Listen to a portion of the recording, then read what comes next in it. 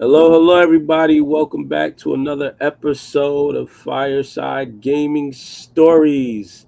It's where casual gamers come to vibe, to chat, to talk about everything gaming, and maybe some things that are not gaming, but it's a real casual podcast featured here on Long Island, New York. If you're not familiar with Long Island, New York, it's that little itty bitty island on the East Coast, and often is confused with New York because they forget we're here, but FYI, the Hamptons are here. So, anyway, we have a special guest today. His name is Patrick. And without further ado, I'm going to let Patrick introduce himself because I know he can do it way better than I can. Patrick, welcome to the show. Appreciate it. What's up, everybody? You already saw my name, but my name is Patrick, and YouTube is Alteza Gaming. It's a pleasure to join the fireside chat, and without really further ado, let's get right into it, and you'll learn more about me as we go. All right, perfect, man. I like that. Short, sweet, and to the point. Let's get it. All right, first things first. Are you from Long Island? And if so, what part of Long Island are you from? I am from Long Island, and currently I am residing in Brentwood. Shout out to all the Brentwood people. So if you're from Brentwood, we got one of your peoples on here, no doubt, no doubt. All right, cool. So we had to get a baseline of because this is the Long Island Gaming League, and we are on Long Island. So whenever we have a guest, we definitely like to get an idea of if they are on the Long Island and where they're from. So Patrick, would you consider yourself a casual gamer or a competitive gamer? I would consider myself a casual gamer. All right, no doubt. And what game do you currently play, or is like you're really passionate about? Is like your favorite game? Currently, for my YouTube channel, I'm playing Cyberpunk 2077. 27-7. All right, let's talk about that. I mean, I've seen a lot, I've heard a lot, but you actually play the game. So let's dive into that. What is your insight, or what do you think about the game? Pros and cons. I would say the pros are the game was very ambitious. It's entertaining to play, obviously, and it's an RPG. I think a lot of people like RPGs, and this Hmm. is like it's based off the comic in a sense. I would say because there was a comic, and probably there were some animes for Cyberpunk. So I would say those are a lot of the pros. The cons were the release. Really, talk Very about hyped. It was very hyped. Obviously, we saw a lot of the clips and stuff like that. But for instance, on because I had it on PS4 to start before PC, it. it Yeah. was extremely glitchy. Like you would get shot to a vending machine, glitchy. Yeah, it was bad. That I does think I that had that that sounds like you're recorded talking somewhere. from experience. Did that happen to you, or was that Oh first yes, time? Oh shit. if my Yeah. friend could join this one day, he would definitely have a field day with that because he still clowns me about it to this day. But on PC, I haven't gotten shot through a vending machine because obviously they fixed a lot of the bugs and the PC can handle it better than the PS4. Okay. Got it.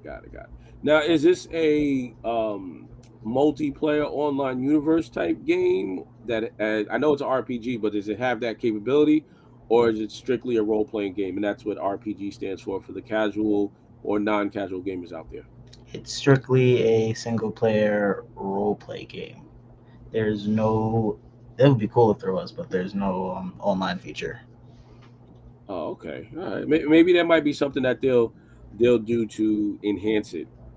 What do you think about the characters in the game? Are there any characters that kind of stand out to you as a favorite, whether as you play that character or just, when we have the RPG games, you come across different characters. So is there one that stands out to you the most? I think I speak for me and a lot of other people. It was the character Johnny Silverhand, played by Keanu Reeves. Oh, got it. So what was it like? So how does what stage do you get into where you actually meet him? Like what is that scenery? What is that environment when you meet Johnny? I'm about to call him Johnny Cage, Johnny Silver. And in terms of, I know when playing a lot of RPG games, it's just like, all right, I just jumped over that horse, I rode through the wall, and then boom, I meet the character. How do you meet this gentleman? With Johnny, he's a. I would say you're not actually going to physically meet him in a sense, but Okay. let's put it this way: you get a job by a fixer, and then you complete this job. It goes haywire because in the game it's never supposed to go as planned, so there's always something fun to happen. Mm, And it's a biochip. So he stored on a biochip. This biochip is supposed to be something for the future, and you could download your consciousness or your being onto a chip and live forever. So he was the test subject, and this chip has to be contained in some type of briefcase that is cryogenic, and to keep it alive, because I guess they use some type of organic matter. Yep. And the briefcase or the container becomes damaged, and you have nothing left to do but pop it into your skull. Practically, that's how it goes. You have a USB slot or something like that where you put the SD card in your skull, and as the game progresses, the character begins to hallucinate and have headaches and whatnot, and then he kind of appears. It's kind of just random. You hear a voice, and then he kind of appears in a sense, and then the ball gets rolling into that. Oh, okay. So that's definitely an interesting way um, to meet this character. Yes, So now, with your character, and does this game have any type of customizations? yes, I would say it's definitely one of the more customizable RPG games, at least for when it's time. I guess Mm-hmm. somebody might disagree, and I'm always open to the criticism. Right. With this character, you were able to pretty much do everything: change the eyes, add tattoos, earrings, um, visual cybernetic enhancements, hair, eyebrows. I think I already said eye color, different teeth, all the way down to clothing, shoes, underwear for the females, bras, and tank tops, fingernails. Like, it was Wow. pretty in depth. I would say it was Yeah, pretty in that depth. The sounds only like other it's like a game whole that could avatar. be more than that was Boulder's Gate. I didn't realize Boulder Gate had a customization. Yeah, it's heavy. So, who is your while playing the game? Do you get to choose your character's name, or is it like a set character, but you customize it to your look? You get to choose the character's name. Tell us about your character, their name, and what they look like for the listeners who want to get a visual. It's so bad because I haven't played the game in a little while. I Oh actually do man. not remember what his name is, but I could give you the complete visual. It's so Go bad. ahead. No, don't judge me. I gave him one of his most, I guess you could say, standout qualities is the fact that he has gray locks and red eyes. Nice. Yep, gray locks and red eyes. Had to make it, memorable. Okay. Uh, he's another brother, African American, like I am, Okay. and I did give him some visual cybernetic enhancements, where it it stems down from his eyes into his cheekbones and down to the jawline. I'm pretty sure I gave him a nose piercing, and obviously some piercings on the ears. Mm-hmm.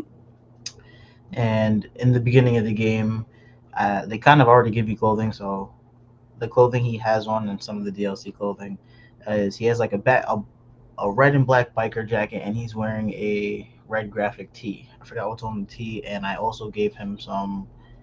I would I guess you could say they're like some biker pants, but they're like a mix of biker and skate pants in a Yeah. sense. And he's wearing some boots.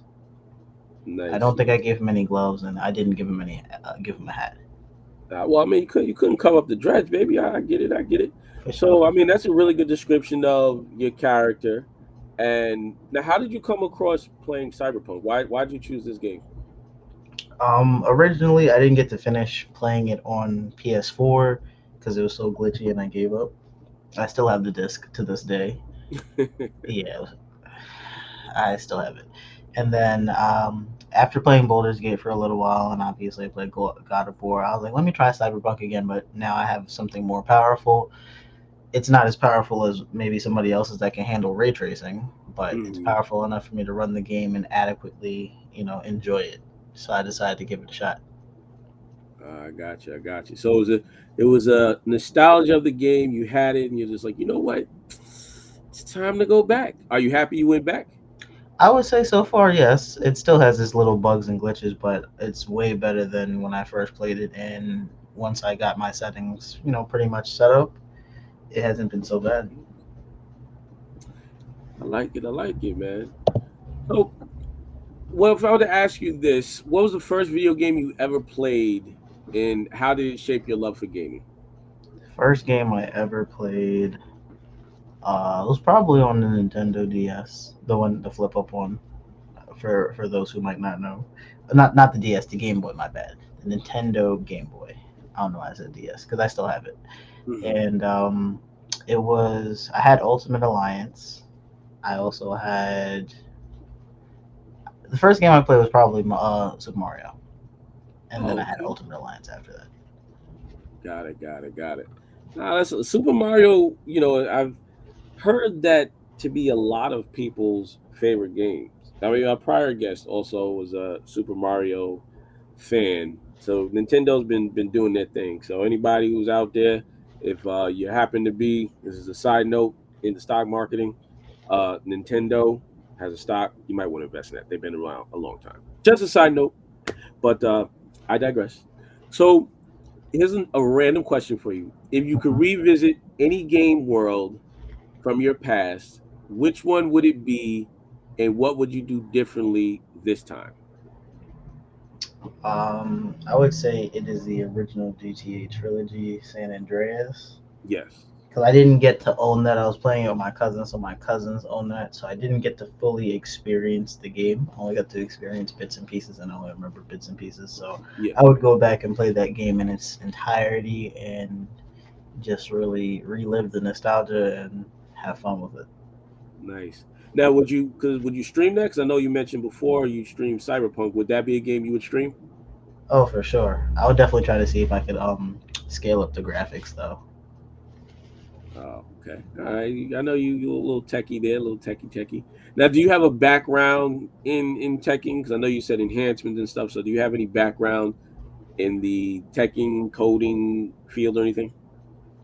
Yes, I went to school for computer science, so I got to learn a little bit about coding, and then the rest you kind of have to just learn on your own. And when I find something that's interesting, I follow. I won't say I get to follow through all the way, but I'll follow it and try to learn as much as I can before something else pops up that might overshadow it.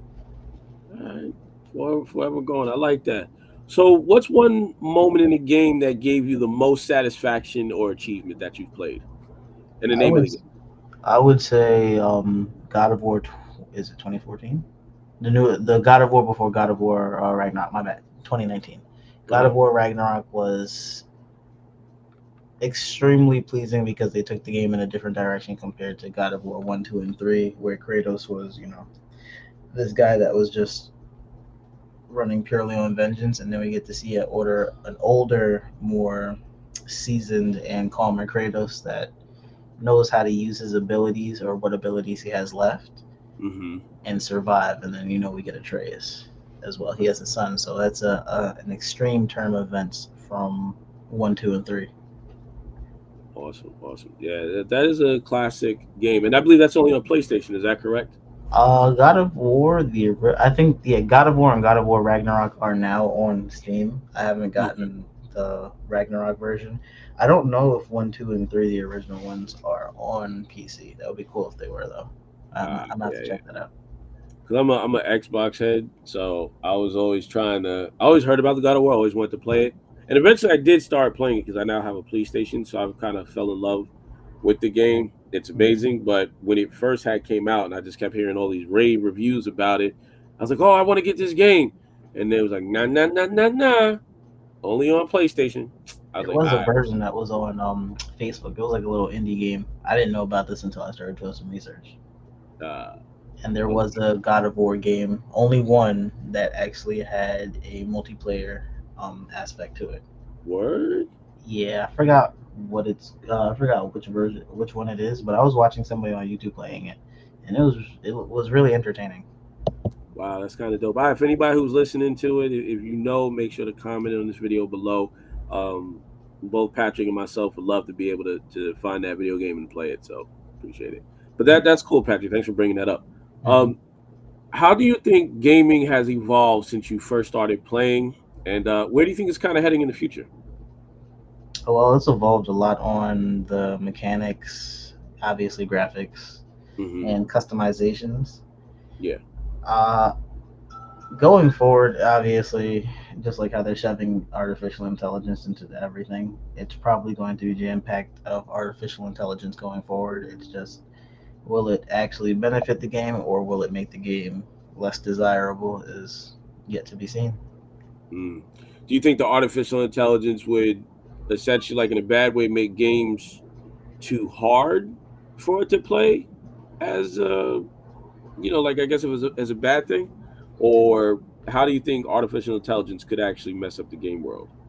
Well, it can only go one of two ways. It can enhance the non-playable characters on how they respond, make it more realistic, or Okay. like you said, it'll make a game extremely hard. But then there's already a lot of games that don't have a lot of artificial intelligence that are challenging, like Elden Ring or a lot of Dark Souls games. So I wouldn't say it's about making it hard. It's just how is it going to be implemented, and will it overshadow what the game is supposed to be, and will it all just Mm. focus on artificial intelligence, or will it actually complement the game? Very interesting point. I like that. So, what's one of the strangest and most unexpected things that's ever happened to you while playing a video game? Getting shot through a vending machine.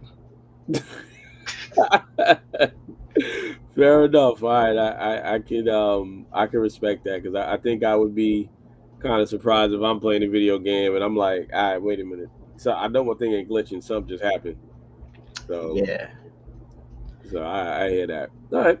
Well, we know that's that. If you could play one genre of video game for the rest of your life, what game would that be and why?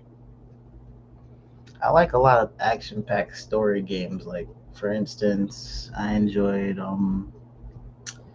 I had Daxter when I had the PSP, so I would think I would play some. I don't know if if that's considered like an indie game at this Uh-huh. point now, but I would consider I like games like Daxter and Ratchet and Clank, so I would definitely go back and play those games because they had a very nostalgic feel, and I feel like they were ahead of their time because the graphics were extremely great and the mechanics of the game weren't outdated, and I feel like you could play that game now and be like, this was amazing for its time. Mm. So you played a lot of games, and it seems like you're really into the nostalgia, the story of the game, the interaction. Like it has some thought to it. Hmm. Through playing those games, if you could give a hidden gem that most people don't know about in any one of those games, or just any game in general, what gem or advice would you give to somebody if it was their first time playing a game and you wanted to put them on? So if we use Daxter as an example, the PSP version, I would say that's considered a hidden gem because I don't really hear too many people talk about that one anymore. Hmm.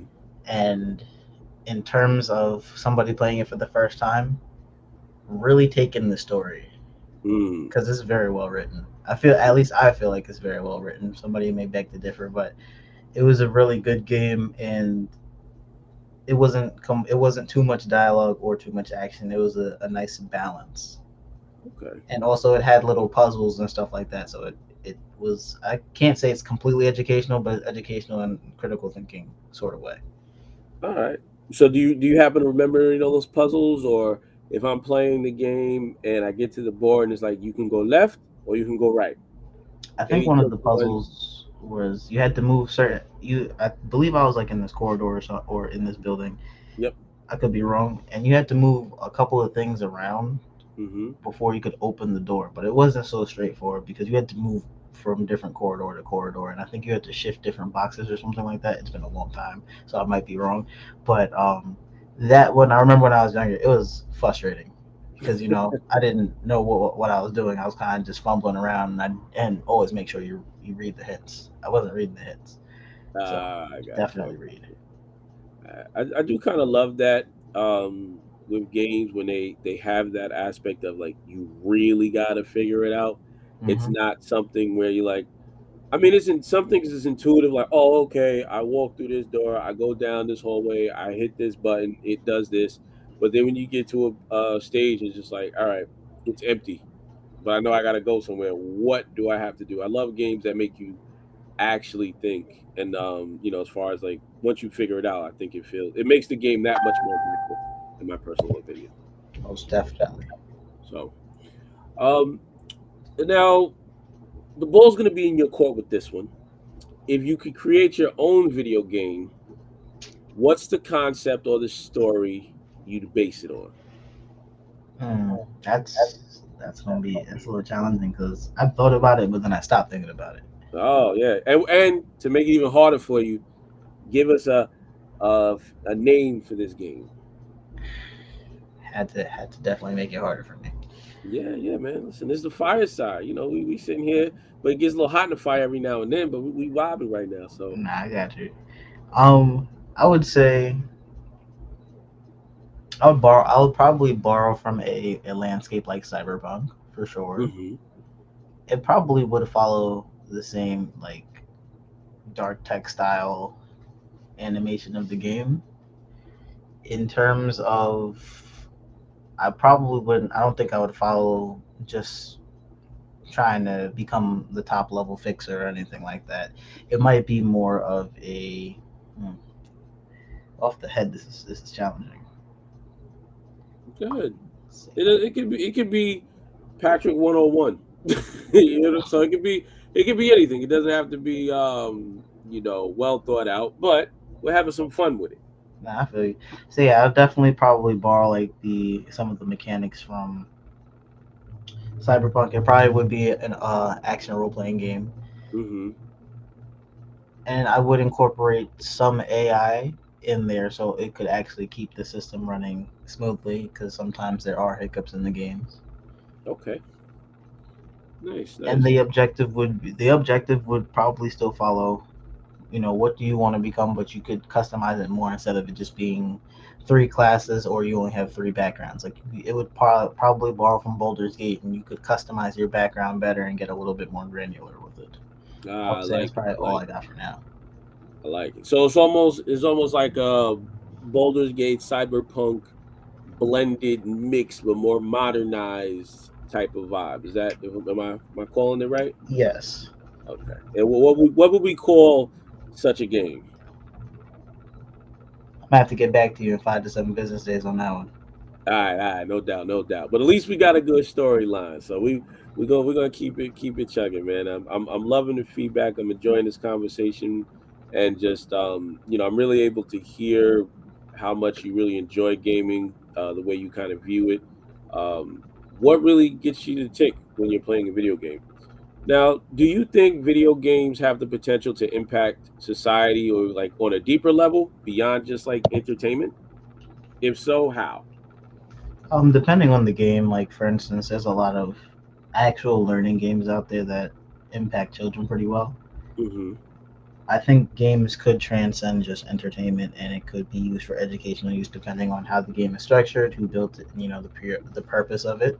Okay. And going into we'll use the metaverse in this example. Yeah.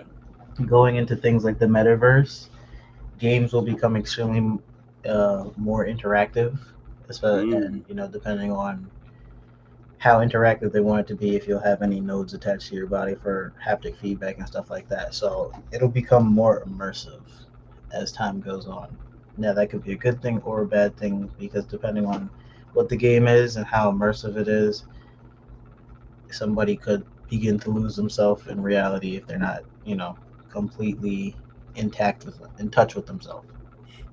Got it. Got it. No, that's very true. In the gaming world, it's as we say, it has its pros and its cons, but it's good to have these conversations and just to be aware of like there is a good impact and there is a cautious impact on how gaming could affect society. But I definitely agree with you 1000% that it will go beyond entertainment. Right now, entertainment is music and movies and, sports and stuff like that. But gaming has the ability to encompass all of those things in one and even be more interactive. So I agree with you that it's beyond entertainment. Um, so now we want to get a little funny, right? So we gotta bear with me now here. Okay. So, what's the most embarrassing noob moment you've had that you'd rather forget about? But guess what? We're gonna talk about it anyway. Hmm. I've already mentioned that one, so let's see if I can find another one. Because no, obviously nobody's seen that one. Yeah. Um, for instance, while I was playing Cyberpunk, I think in the latest video, Hmm. um, it was I forgot. I was fighting Brick, Yeah. and I ran out of ammunition, and out of desperation when you ran out of ammunition. I had a sword, so I attempted to finish the rest of that battle with the sword. I think I died like 4 times. And yeah, it's recorded, guys. You can go see this. Pure entertainment. And Oh, you'll hear my frustration and my fear when he just comes out of nowhere. So oh, I would say I would definitely like to redo that, but when I look back at it, it was for entertainment. Got to give the people what they want.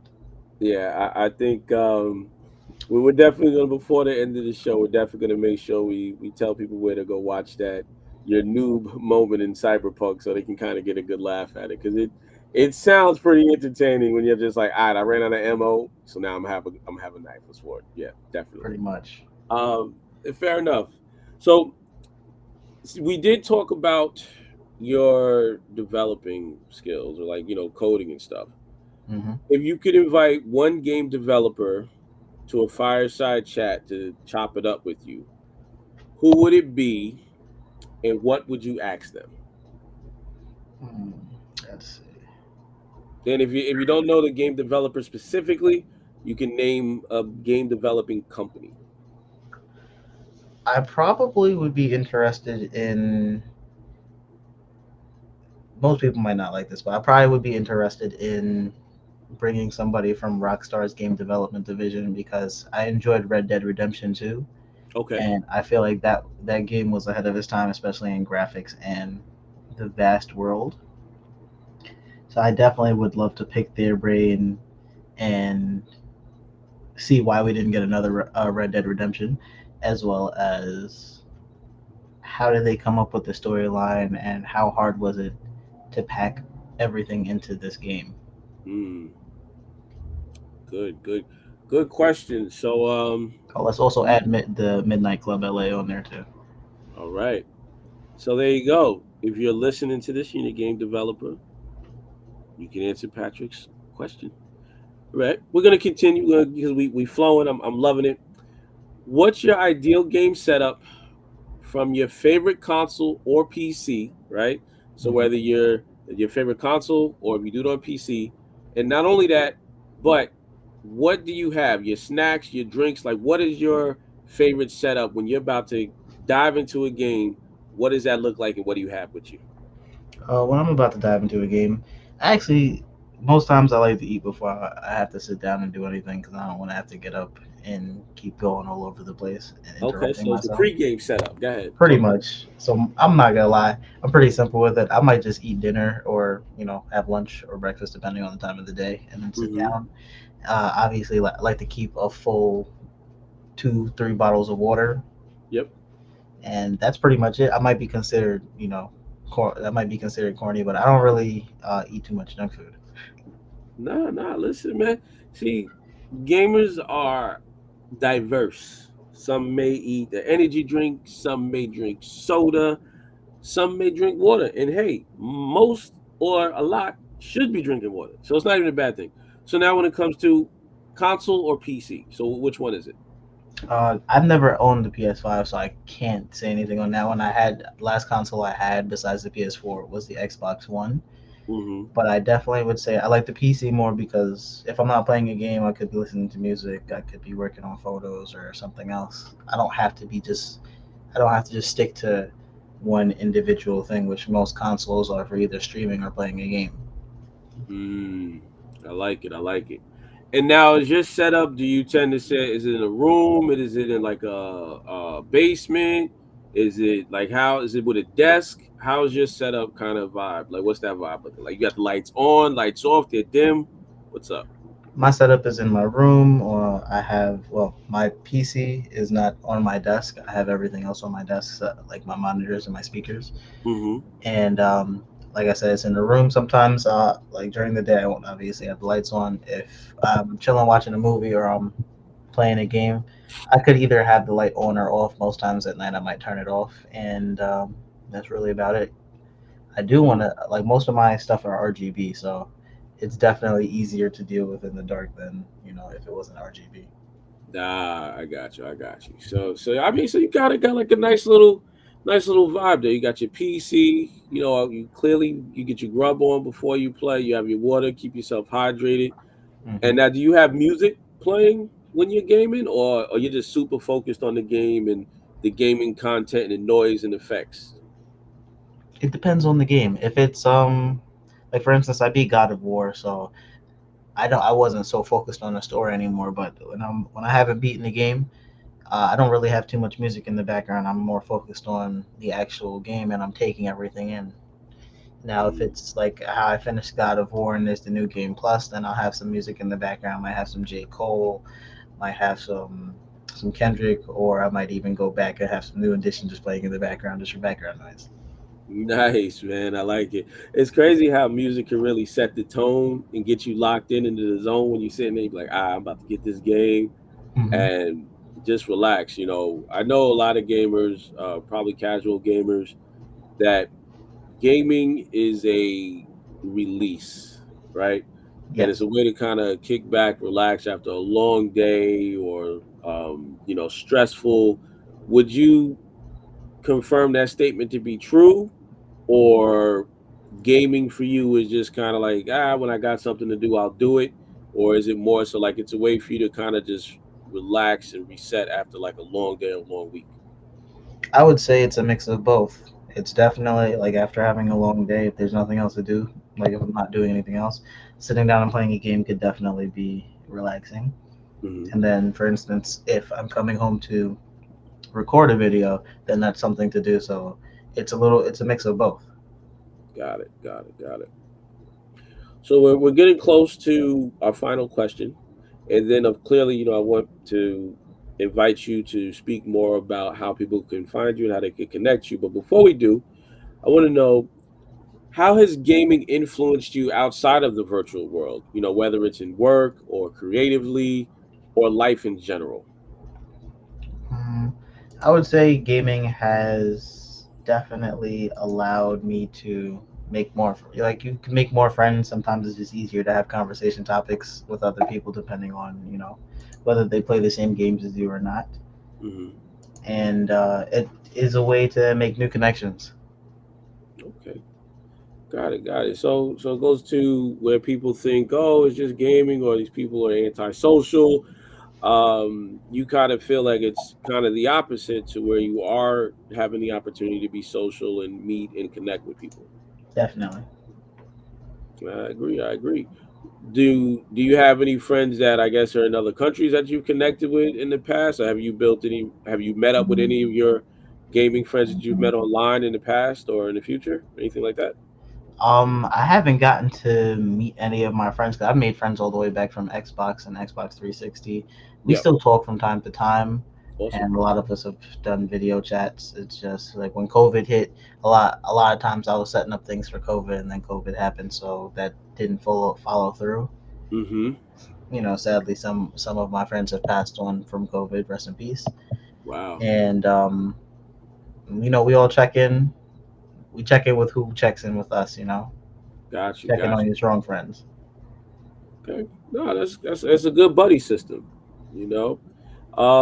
Now, do you have a? I think you said your gamer tag is Alteza Gaming. You could find me as Alteza Gaming on Discord, and if you want to find me on YouTube, it is also Alteza Gaming. And you can find me Got on Instagram as well.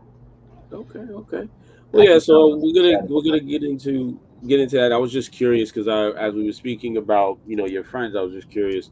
I know with Xbox, I have like a gamer tag. I got way too many gamer tags, and then now they started adding all these different numbers and everything. It's super hard to find people now. But we're gonna get ready to wrap it up. So I kind of want to give the floor to you, and I want you to have the opportunity to tell people, a little bit more about yourself that you didn't, whether it's about your interest in foods or games or business or whatever, just so they can hear a little bit more about you, and how they can connect with you other than what we've talked about. Well, I also have a clothing brand that I'm working on, and I also do photography. We can Hmm. connect about that, and obviously we can connect about games. I would say just to put this out there, focus on one thing. Make sure you're great at it, and don't do too much. But also make sure it's something that you like to do. That is a very, very good statement. And just so people know, if you want to share, do you want to share the name of your clothing company and or photography business? The brand is Millennial Vibes LLC, and you can find me on Instagram at Millennial Vibes underscore LLC. Mm-hmm. Okay. And what type of clothing? Just because I'm curious, and I'm sure our listeners are curious, what type of clothing do you offer, or could they expect from Millennial Vibes? At the current moment, I would say it's casual and at athleisure, Nice, nice, perfect for a casual gamer. pretty much. All right, all right. Well, Patrick, it has been a pleasure to have you on the show. And I do believe you gave your socials, but you just want to give it one more time so people know how to follow you. And I'm going to close up the show. On Instagram, you can find me at Millennial Vibes underscore LLC, and you can add me on Discord as Alteza Gaming. All right, perfect. All right, everybody, you have tuned into another episode of Fireside Gamers Stories, where we just chat about different games, diving deep into some of them, talking about our favorite games, and whatever else may come up to part. Make sure to like, subscribe to the channel, and if you're on Long Island, you're in the Long Island area, we would love to have you as a guest, whether you are a diehard gamer or a casual gamer. We would love to have you connect with us. And this is a gaming community, so make sure you connect with Patrick, connect with us, and we all stay connected. And I'm out. Peace.